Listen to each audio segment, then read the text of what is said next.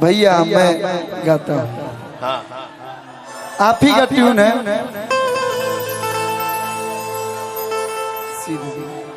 हाँ। बहुत बहुत प्यारा गाना है। जैसे आप रोमांटिक गीत गाते हैं, सैड सॉन्ग गाते हैं, तो अपने से सीनियर से, अपनों से, बड़ों से सीखना चाहिए। सही बात। और मैं हमेशा सीखता हूँ। और आप जितना प्यार, जितना सम्मान हम सभी छोटे भाइयों को देते हैं, आप ऐसे ही देते रहिए। लोग क्या बोलता है क्या नहीं बोलता है उस पे नहीं जाना है। क्या है, आप दिल के बहुत इमोशनल हैं, सबके रुआ हेजे चढ़ा ली नहीं, लेकिन बहुत कम लोग बने जो हेजा डिजर्व कर ले चाहे दिक्कत हो जाता। बस हम ये कहब, मैंने आपका एक दो स्टेटमेंट सुना, यहाँ लगा। आपको कुछ बोलने का जरूरत नहीं है, एक लाइन आपके लिए। हमारा रहते बोल रे भैयावा कवना बात के चिंता बा। मैं दिखावा नहीं करता हूँ, मानता हूँ तो यहाँ से मानता हूँ। वो आप भी जानते हैं, हम भी जानते हैं, हम मिले या ना मिले, लेकिन यहाँ से जो प्यार करता है ना, वहाँ आपका बता देता होगा कि मेरा भाई है। तो मैं छोटा हूँ, मेरा कोई औकात नहीं, लेकिन आपके लिए ये सब भाई बोल रहे हैं। और जितना भाई है जो जुटल बने सब कहते रहे। एक सेकेंड, जब भाई शब्द लग गया,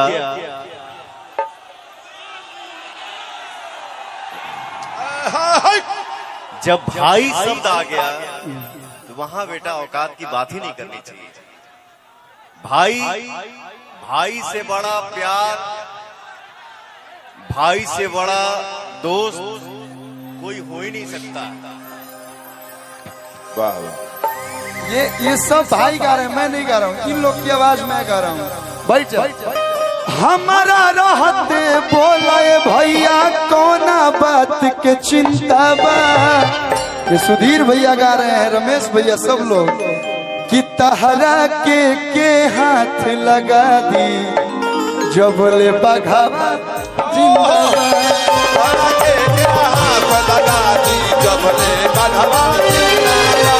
हमारा रहते ऐसा भैयावन के रहते बोला भैया कवना बात के चिंता बा।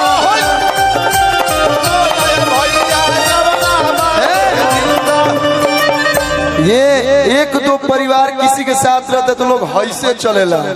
पूरा दुनिया, पूरा इंडस्ट्री, पूरा लोग आपके साथ है। बानी लोग ना भैया, और आप सबको मिला के चलते हैं। बस आप ऐसे रहिएगा, आप अपना कार्य करते रहिए। कि तहरा के हाथ लगा दी जब ले बघावा जिंदाबाद। हमारा के हूँ हाथ लगा दी जब ले कलुआ जिंदाबाद। कि जो मेरी रूह को चैन दे, प्यार दे, वो खुशी बन गए हो तुम। जिंदगी बन गए हो तुम, जिंदगी बन गए हो तुम। जो मेरी सालनी जी आगे चल जाए, रूह रब बन जाए। रुआ चैन दे, प्यार दे, वो खुशी बन गए हो। जिंदगी बन गए हो। अरे सब हंसी के तक कई लोग के देखो। हम अगर गुलाब के फुलवा नहीं खा ले तू है हंसा तभी। फुलवा ले ले बता यहाँ से ले ला अपना। ए निशा आओ है बाबू।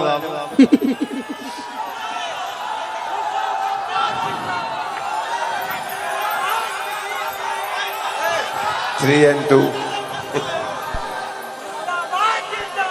जिंदाबाद जिंदाबाद। हंसलू तो भाग हमारा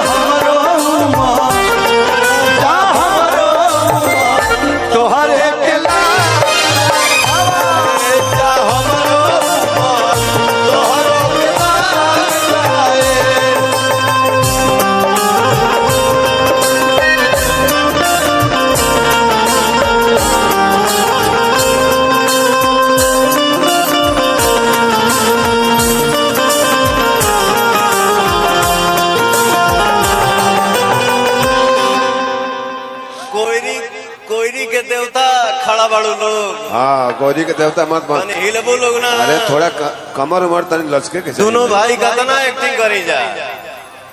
बताइए।